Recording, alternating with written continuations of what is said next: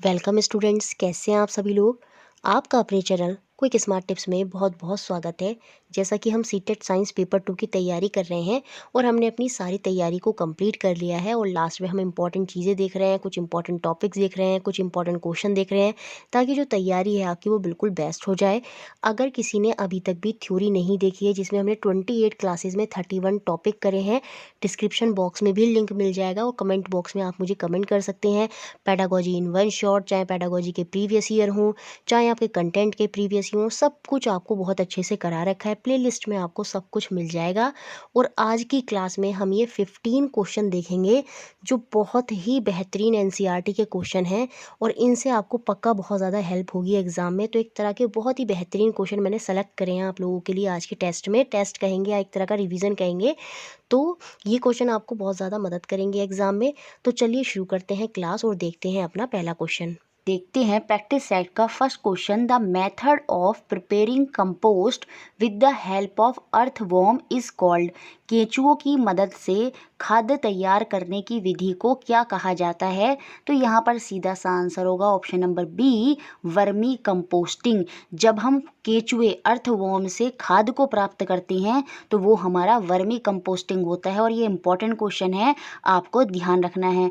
कभी कभी सीटेट में स्टेप भी आ जाते हैं, तो वर्मी कंपोस्टिंग के स्टेप क्या हैं वो मैं आपको बता देती हूँ। सबसे पहले एक गड्ढा खोदा जाएगा और अपने गार्डन में या कहीं पर भी आप एक गड्ढा खोद लेंगे और उसके गड्ढे के अंदर आप क्या करेंगे, सैंड को डाल देंगे उसके फ्लोर पर। Spray sand on the floor of the pit. जो गड्ढा आपने खोदा है उसमें हम रेत डालेंगे।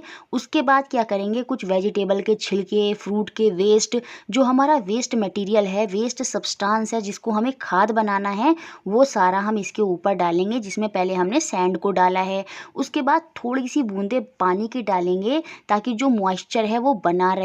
और उसके बाद जो हमारे रेड वॉर्म होते हैं, जो अर्थ वॉर्म जिसे बोलते हैं, केंचुओं को हम इसके अंदर डालेंगे। और उसके बाद जो हमारा पिट है हम उसको क्लोज कर देंगे, cover loosely with gunny bag और लेयर ऑफ ग्रास। हम इसको बहुत टाइटली कवर नहीं करेंगे, लूजली हल्का कवर करेंगे। या तो गनी बैग्स रख देंगे इसके ऊपर, मतलब रेत के भरे हुए बैग रख देंगे, या फिर कुछ घास की लेयर इसके ऊपर चढ़ा देंगे। और इसको फिर हम 3 से 4 वीक के लिए ऐसे ही छोड़ देंगे। और जब 3 से 4 वीक के बाद हम देखेंगे तो जो हमारा खाद है वो बनकर तैयार हो जाएगा।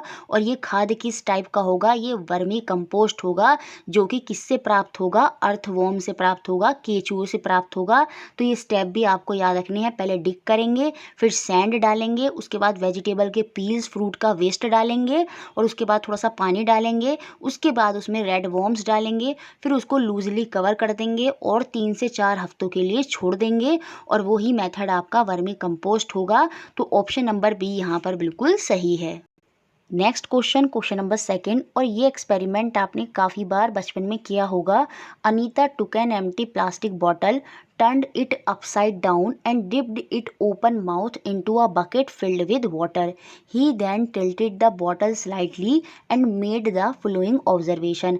अनीता ने खाली प्लास्टिक की बोतल ली, उसको उल्टा किया और उसके खुले मुंह को क्या हुआ, भरी हुई बाल्टी में डुबो दिया। और फिर उस बोतल को जो है ना उसने थोड़ा सा झुकाया, जिससे उसने निम्नलिखित अवलोकन देखे। तो वही हमें बताने हैं। देखिए, पानी से भरी बकेट है, जब आप बोतल को इसमें डालेंगे उल्टा करके इधर से और फिर इसको थोड़ा सा इस तरह से टेढ़ा कर देंगे, तो हमने देखा है क्या होता है, थोड़ा थोड़ा पानी भी बॉटल के अंदर भरने लगता है और साथ में जो बबल्स हैं एयर के, वो बॉटल से निकलने लगते हैं। ये एक्सपेरिमेंट आप चाहें तो करके देख भी सकते हैं। तो यहाँ पर क्या होगा, bubbles of air come out from the bottle. जी हाँ, बॉटल के अंदर से क्या होगा, एयर के जो बबल हैं वो बाहर की तरफ को आएंगे, ठीक है, और आवाज़ भी करते हैं वो। और some water entered in the bottle, और कुछ पानी जो है वो आपका बॉटल के अंदर भी जाएगा। तो ये दोनों ऑब्जर्वेशन यहाँ पर होंगी। बाकी देख लेते हैं। Nitrogen gas come out from the bubble and oxygen got dissolve in water. जी नहीं, आप कभी नाइट्रोजन और ऑक्सीजन को देख सकते हैं उसमें अलग अलग? जी नहीं, नो बबल फॉर्म्ड, ऐसा होता ही नहीं। जब हम बॉटल को टेढ़ा करते हैं थोड़ा सा डूबी हुई रहती है, प्रेशर तो वहाँ रहता ही है, तो बबल तो होंगे ही। Only water entered into the bottle. जी नहीं, वाटर भी एंटर करेगा और साथ में बबल भी होंगे, क्योंकि प्रेशर है वहाँ पर। क्योंकि हमारी अभी पूरी बॉटल बाहर नहीं है, थोड़ी बॉटल जो है वो उसका मुंह जो जो है पानी के अंदर ही है, जिससे उस पर प्रेशर लगेगा तो एयर बबल तो वहाँ पर होंगे और साथ में पानी भी जाएगा। तो पहली और सेकंड ऑब्जर्वेशन वहाँ हमें देखने को मिलेगी। तो ऑप्शन नंबर ए यहाँ पर सही हो जाएगा, first and second. Next question number third, जो कि बहुत सिंपल है। विच of the flowing component of air is present in the largest amount in the atmosphere? वायु में निम्नलिखित घटकों में से कौन सा सबसे अधिक मात्रा में मौजूद है? ये सभी को पता होगा, सबसे अधिक मात्रा में हमारी वायु में, एयर में क्या है? नाइट्रोजन है। और मैंने यहाँ लिख भी दिया है कितना परसेंटेज है नाइट्रोजन का, 78% हमारा नाइट्रोजन है।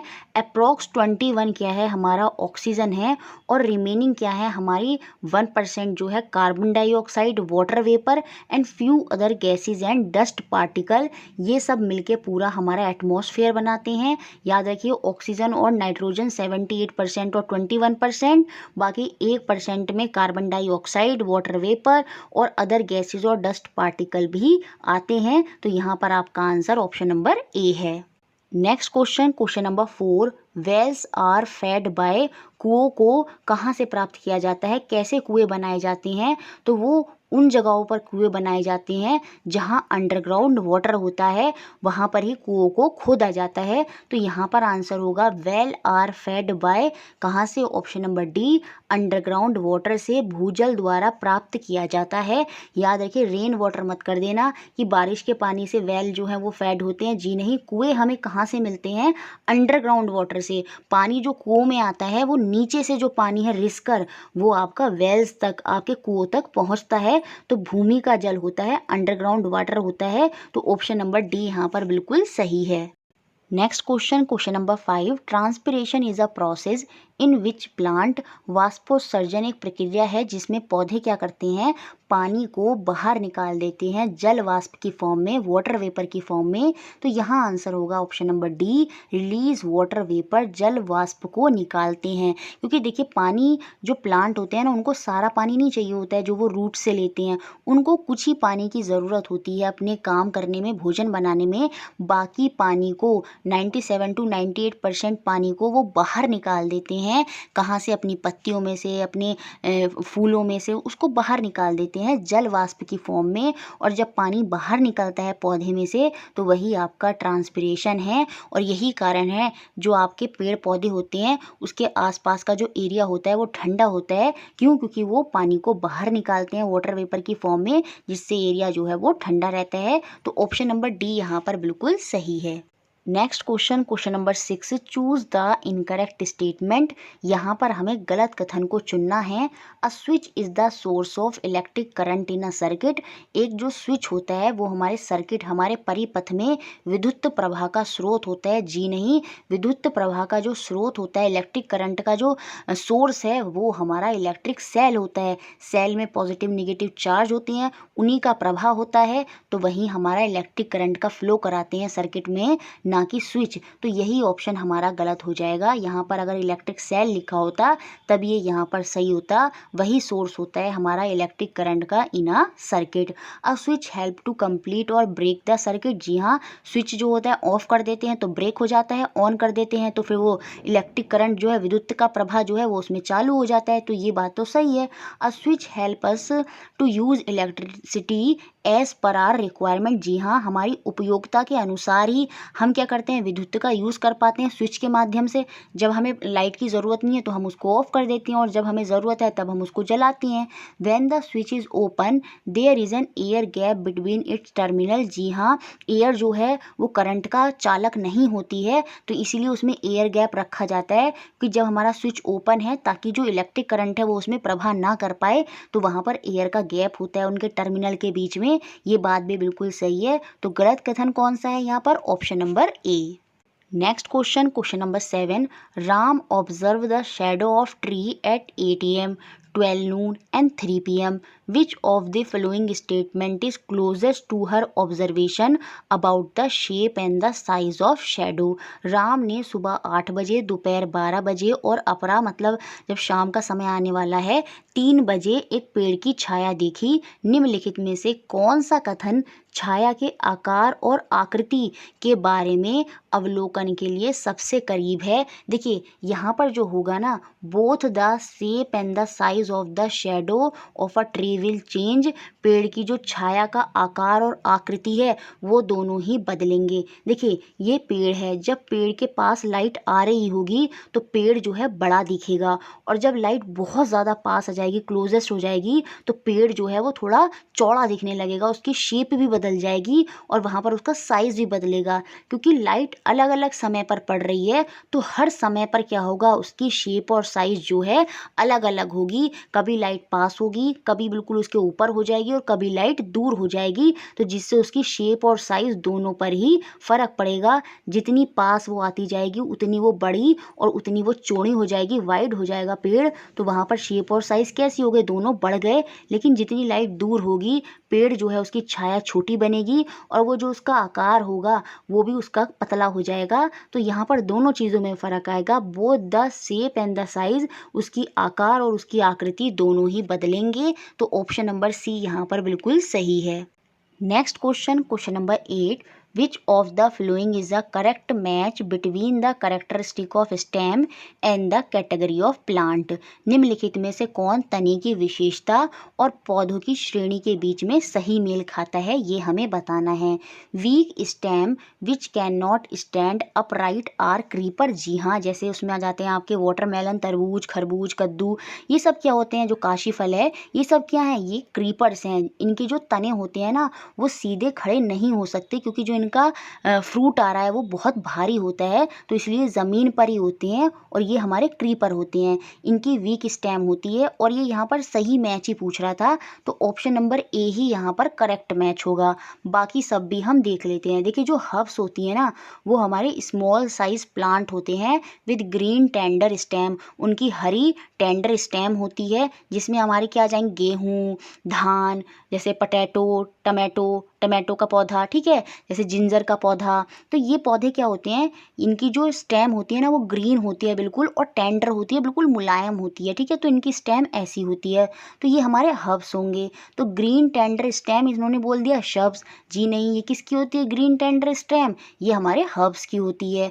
Thick hard stem with branching near the base, ये हमारे शब्स होंगे, जिसमें आपका रोज़ वगैरह आ गया, गुलाब का पौधा, ठीक है, और आपका चमेली का पौधा, और इसमें आपका वो भी आ जाएगा, क्या कहते हैं, गुलहड़ वगैरह। ये सारे जो पौधे होते हैं shrubs are the medium size plant, ये मीडियम साइज होते हैं, थिक होते हैं और इनकी हार्ड स्टेम होती है। स्टेम जो होती है ऐसा नहीं है, इनकी थोड़ी हार्ड स्टेम होती है with branching near the base, और इनकी जो ब्रांच होंगी ना वो इनकी रूट, नीचे जो ज़मीन है ना उसके आसपास ही इनकी ब्रांचेज होती हैं। तो ये हमारे शब्स होते हैं और यहाँ पर लिखा है ये ट्री होते हैं, तो इसलिए ये ऑप्शन भी गलत था। Thick hard stem with branch higher on the plant, जब प्लांट के ऊपर ब्रांचेज होंगी और प्लांट नीचे होगा तो वो तो हमारा ट्री होगा, और यहाँ पर लिखा है हब, तो इसलिए वो भी गलत हो गया। तो सही आंसर क्या था, ऑप्शन नंबर ए। बाकी मैंने आपको समझा दिए हब्स क्या होते हैं, ग्रीन टेंडर स्टेम जैसे गेहूँ, धान वगैरह हो गए। शब्स क्या होंगे, जैसे रोज़ का पौधा हो गया, सबसे गुलाब का पौधा जो है वो शब्स का ही उदाहरण है, और ट्री तो हमारे बड़े हो ही जाते हैं। तो ऑप्शन नंबर ए यहाँ पर सही है। Next question, question number 9, salt can be separated from its solution, salt dissolve in water because. जो सॉल्ट पानी में डिजॉल्व होता है वो सेपरेट हो जाता है, क्यों, क्योंकि वो भाप बन के जो पानी है ना वो उसमें बाहर हो जाता है, और जो सॉल्ट के कण होते हैं उसमें वो वहीं रह जाते हैं। Mixing of salt in water is a change that can be reversed bye evaporation.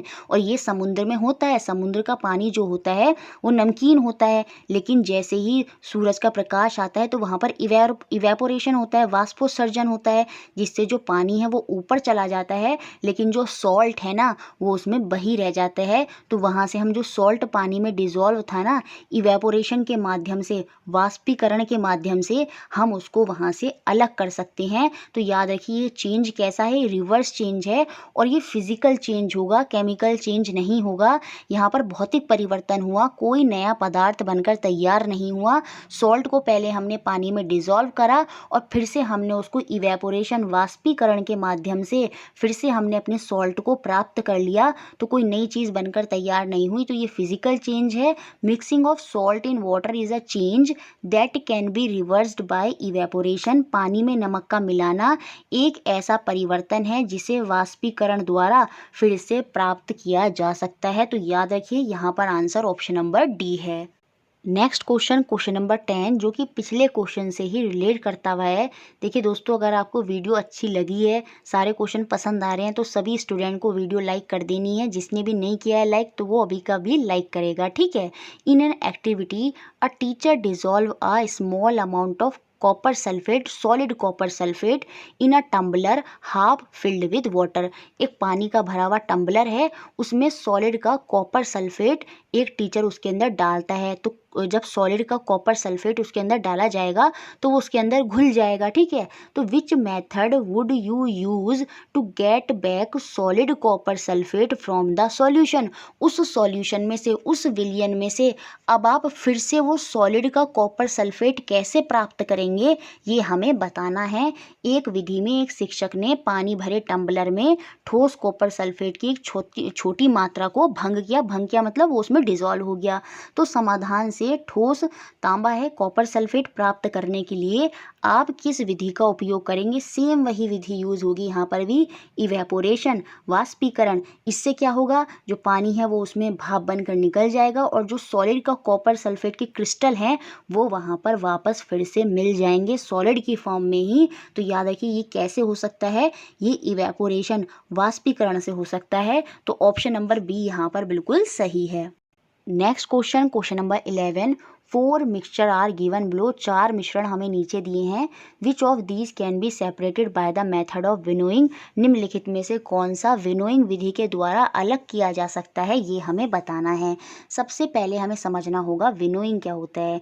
देखिए विनोइंग में क्या होता है, जो भारी पदार्थ होता है, कोई भारी सब्सटेंस होता है, उसको हल्के सब्सटेंस, उसी के अंदर जो मिला हुआ है उसमें से उसको अलग किया जाता है। अब इसमें होता क्या है, एयर का प्रेशर लगाया जाता है जिससे जो भारी सब्सटेंस है, जो भारी सामान है या पदार्थ है, वो तो नीचे एज इट इज़ आ जाता है, लेकिन जो हल्का पदार्थ है वो एयर के प्रेशर से उसमें से अलग हो जाता है और इस तरह से मिश्रण में से दो सब्सटेंस अलग अलग हो जाते हैं। और इसका बहुत अच्छा उदाहरण है जब हम ग्रेन, जो हमारा अनाज होता है, उसमें से भूसे को अलग करते हैं या धूल मिट्टी को अलग करते हैं। तो उसमें क्या होता है, कोई मशीन या कोई आदमी ऊपर से वो अनाज गिराता है जिसमें भूसा है, धूल मिट्टी है, और इस तरह से उसको नीचे गिराता है। दूसरी साइड से एयर का प्रेशर लगता है और हवा के प्रेशर से होता क्या है, जो उसमें धूल मिट्टी है वो हल्की है बहुत ज़्यादा, तो वो उसमें से अलग हो जाती है। और सेम ऐसी भूसा, जो चैफ होता है, वो भी उसमें काफ़ी हल्का होता है, भूसा भी, तो वो भी उसमें से अलग हो जाता है। और जो अनाज है, जो हमारा अनाज के दाने हैं, वो उसमें नीचे आ जाते हैं। इस तरह से अनाज में से धूल मिट्टी और भूसा, जो चैफ है, वो उसमें से अलग हो जाता है। तो यही हमारी विनोइंग विधि है, भारी पदार्थ में से हल्का पदार्थ निकाल दिया जाता है। तो यहाँ पर हमें बताना है कौन से मेथड को आप विनोइंग विधि से अलग कर सकते हो। किडनी बीन्स और चिक पीस। अब देखिए जो हमारा राजमा होगा और मटर होगा, सूखा हुआ मटर, उसका जो वेट होगा ऑलमोस्ट समान होगा। तो वहाँ पर दोनों पदार्थ का वेट एक सा है, तो वहाँ पर वो अलग नहीं हो सकते विनोइंग विधि से। सेम ऐसे पल्सेस और राइस, जो दालें और चावल हैं, वो भी भारी होंगी और वो भी एक दूसरे से अलग नहीं हो पाएंगी। लेकिन यहाँ पर जो राइस के फ्लैक्स हैं और कॉर्न हैं, ये अलग हो सकते हैं।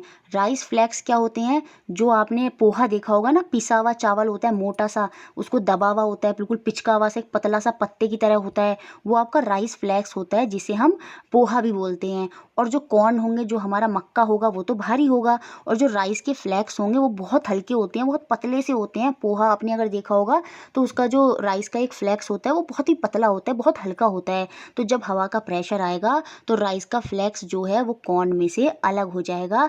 तो ये हम विनोइंग मेथड से अलग कर सकते हैं। सेम ऐसे ही पोटैटो वेफर्स और बिस्किट बिल्कुल अलग हो सकते हैं।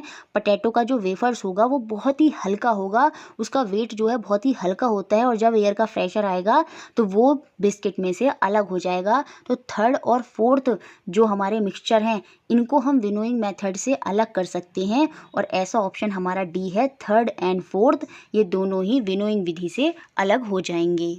Next question number 12, which of the flowing sources of protein is different from other. Protein के निम्नलिखित स्रोतों में से कौन सा दूसरों से अलग है, ये हमें बताना है। पीस, ग्राम, सोयाबीन और एक है हमारा पनीर। तो यहाँ पर देखिए जो अलग होगा ना वो पनीर ही हो जाएगा, क्योंकि ऊपर वाले मटर, ग्राम, सोयाबीन ये तीनों के तीनों हमें प्लांट से मिलते हैं, ये प्लांट बेस्ड प्रोटीन है। लेकिन जो कॉटेज चीज़ है, पनीर है, ये हमें एनिमल से मिलता है। तो ये वाला प्रोटीन हमारा अलग हो गया, तो यही यहाँ पर भिन्न है। तो यही पूछ रहा था कौन सा सोर्स प्रोटीन का डिफरेंट है, ये एनिमल से मिलते हैं और ये तीनों हमें प्लांट से मिलते हैं। तो ऑप्शन नंबर डी यहाँ पर सही हो जाएगा। नेक्स्ट क्वेश्चन नंबर 13 जो कि हमारा पेडागोजी से है, which one of the following assessment strategies is not suitable for formative assessment of learner in science. Formative assessment से एक क्वेश्चन आना ही आना है साइंस की पेडागोजी में, तो इसको ध्यान रखिएगा। निम्नलिखित में से कौन सी आकलन रणनीति विज्ञान में शिक्षार्थियों के रूपात्मक आकलन के लिए उपयुक्त नहीं है। फॉर्मेटिव असेसमेंट मैंने बहुत बार बताया है, इसमें क्या होता है, बच्चे का जो आकलन है, बच्चे के बारे में जो जानने की कोशिश करता है टीचर, वो बीच बीच में जानता रहता है कि बच्चा कैसे कार्य कर रहा है, कहाँ कहाँ कमियां हैं, कौन सी चीज़ें उसको समझ में नहीं आ रही हैं, वो टीचर बीच बीच में ही पता लगाता रहेगा। तो वो आपका फॉर्मेटिव असेसमेंट है। तो कौन सी स्ट्रेटेजी फॉर्मेटिव असेसमेंट से मैच नहीं करती, ये हमें बताना है। देखिए जो जर्नल राइटिंग होती है, पत्रिका लेखन होता है, इसमें क्या होता है, हम जो रोज़ कार्य करते हैं उसके बारे में लिखते हैं। तो इससे बच्चे का फॉर्मेटिव असेसमेंट हो सकता है, रूपात्मक आकलन हो सकता है, क्योंकि इससे टीचर को पता चल जाएगा कि बच्चा रोज़ क्या कर रहा है, क्या कमियां हैं, कहाँ उसको इम्प्रूव करना है। ऐसे ही फील्ड ट्रिप जो क्षेत्र भ्रमण होता है उसमें भी फॉर्मेटिव असेसमेंट हो सकता है, क्योंकि वहाँ टीचर बच्चे को देखेगा, अच्छा बच्चा ये एक्टिविटी सही से नहीं कर रहा, बच्चा इसमें वीक है, उसकी कम्युनिकेशन वीक है, या वो सही से अपने आप को प्रेजेंट नहीं कर पा रहा है, तो वहाँ पर फॉर्मेटिव असेसमेंट हो सकता है। तो फील्ड ट्रिप भी अच्छा ऑप्शन होगा। लेकिन जो टर्म एंड अचीवमेंट टेस्ट है, ये जो एग्जामिनेशन होते हैं लास्ट में, इसमें बच्चे का फॉर्मेटिव असेसमेंट नहीं हो सकता। टीचर बच्चे की कमी नहीं पता कर पाएगा कि बीच में वो कहाँ वीक रहा, किस में किस चीज़ में कहाँ कहाँ कमी रही, उनका पता नहीं लगा पाएगा। टर्म एंड अचीवमेंट टेस्ट में तो सीधे उसका वो एंड में टेस्ट देगा और उसका रिजल्ट आएगा, लेकिन उसको ये नहीं पता चल पाएगा अगर मैथ में कम नंबर आए हैं, उसके किसी सब्जेक्ट में कम नंबर आए हैं, तो वो क्यों आए हैं, वो सिर्फ पता चल सकता है किससे, फॉर्मेटिव असेसमेंट में, जहाँ टीचर स्टार्टिंग से देखता रहता है बच्चे को और तुरंत जहाँ उसको उसकी कमी लगती है उसको वहाँ उसको बताता है और उसको इम्प्रूव करवाता है। ठीक है, तो टर्म एंड अचीवमेंट टेस्ट ही यहाँ पर आंसर होगा, क्योंकि ये पूछा था कौन सी स्ट्रेटेजी नहीं है। तो ऑप्शन नंबर सी यहाँ पर स्ट्रेटेजी नहीं है। बाकी कॉन्सेप्ट मैपिंग, अवधारणा चित्रण, बच्चे के बारे में अवधारणा बनाना कि किस तरह का वो कार्य कर रहा है, टीचर ने उसके बारे में अवधारणा बना दी है, तो फिर अगर दूसरा टीचर भी उससे देखे तो बच्चे का आकलन वो वहाँ पर कर लेगा। तो ऑप्शन नंबर सी ही यहाँ पर गलत है। Next question number 14, a class 7 teacher wrap a thin paper strip tightly around a iron rod and try to burn the paper with candle while rotating the iron rod continuously. Does it burn? Which process skill of student may be developed through this activity? ये question teacher ने पूछा कि ये burn क्यों नहीं करा, ये यहाँ पर क्यों नहीं जलेगा। कक्षा 7 का एक शिक्षक लोहे की किसी छड़ पर पतले कागज की पट्टी को कसकर लपेटता है और जो छड़ है ना उसको लगातार घुमाते हुए जलती मोमबत्ती के ऊपर कागज को जलाने का प्रयास करता है। और यहाँ पर आप देखेंगे कि जो कागज है ना वो जलेगा ही नहीं। क्यों नहीं जलेगा? क्योंकि जो आयरन की रॉड है ना वो गुड कंडक्टर होती है हीट का, और जो पेपर से जो हीट पेपर पर आ रही है उसको सीधे अपने अंदर वो एब्जॉर्व कर लेगा। क्यों? क्योंकि वो गुड कंडक्टर है हीट का। तो जो हीट पेपर पर आ रही है तो वो पेपर को जलने ही नहीं देगी, क्योंकि वो जो हीट है कहाँ चली जाएगी, कहाँ ट्रांसफ़र हो जाएगी, वो आयरन रॉड में ट्रांसफ़र हो जाएगी और पेपर जो है वो जलेगा ही नहीं। तो यही एक्टिविटी बच्चा जो टीचर है वहाँ पर कर रहा है और पूछ रहा है ये क्यों नहीं जलेगा, अगर जलता भी है तो ये क्यों जलता है। तो ये कौन सी प्रोसेस स्किल बच्चों के अंदर यहाँ पर डेवलप्ड करना चाहता है टीचर इस एक्टिविटी के माध्यम से, इस गतिविधि के द्वारा बच्चों के किस कौशल का विकास होगा ये हमें बताना है। देखिए बच्चा यहाँ पर अवलोकन तो करेगा ही करेगा, बच्चा देख रहा है, चीज़ों को समझ रहा है तो अवलोकन कर रहा है। क्वेश्चन बना डज इट बर्न, क्या ये जलेगा, टीचर ने क्वेश्चन कर दिया तो बच्चे को उत्तर देना है।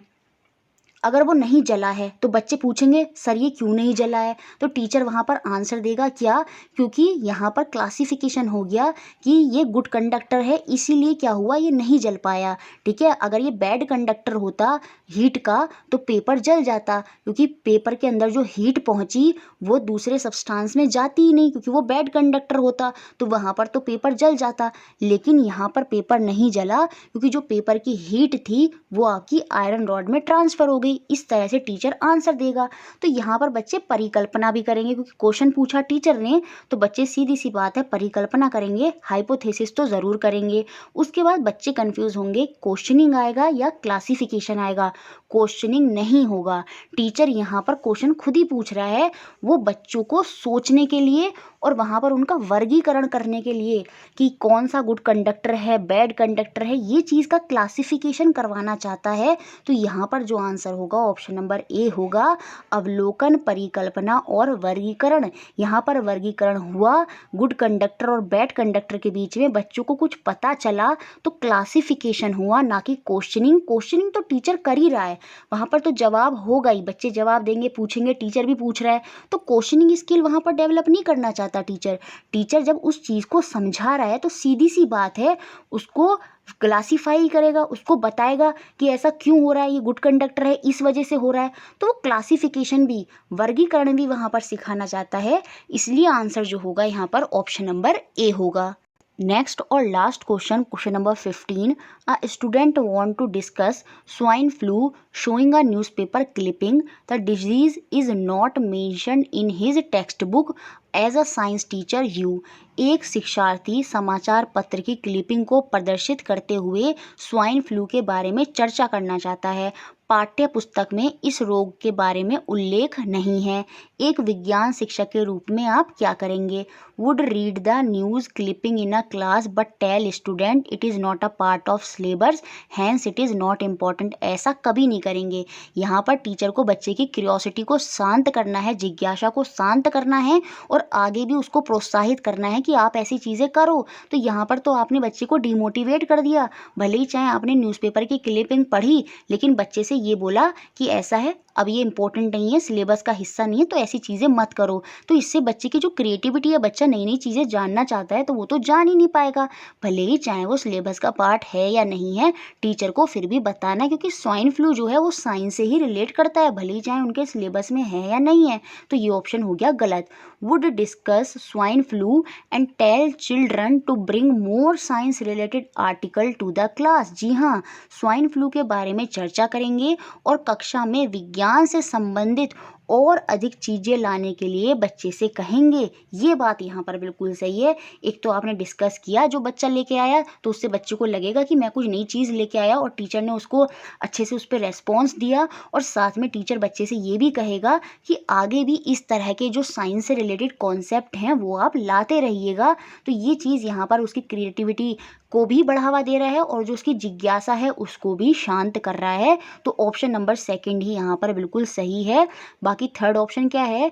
Ask the child to meet after the class. नहीं, हम क्लास के बाद नहीं, क्योंकि ये साइंस से रिलेटेड टॉपिक है तो क्लास के अंदर ही डिस्कस करेंगे, उससे ही बच्चे को अच्छा फील होगा। ठीक है। Would tell the child that it is beyond the syllabus and not to be discussed in the class. ये बच्चे से कहेंगे कि हमारे पाठ्यक्रम का हिस्सा नहीं है, इसलिए क्लास में हम इसकी चर्चा नहीं करेंगे। तो ये भी बिल्कुल गलत है। तो ऑप्शन कौन सा सही है यहाँ पर? सेकेंड ऑप्शन सही है। तो इस तरह से ये हमारे 15 क्वेश्चन थे। मुझे लगता है सारे क्वेश्चन आपको क्लियर हुए होंगे और इस तरह चैनल से जुड़े रहना है और आपको बहुत ही बढ़िया बेहतरीन क्वेश्चन चैनल से मिलते रहेंगे। वीडियो अच्छा लगता है लाइक करें, शेयर करें और इसी तरह मैम से जुड़े रहें।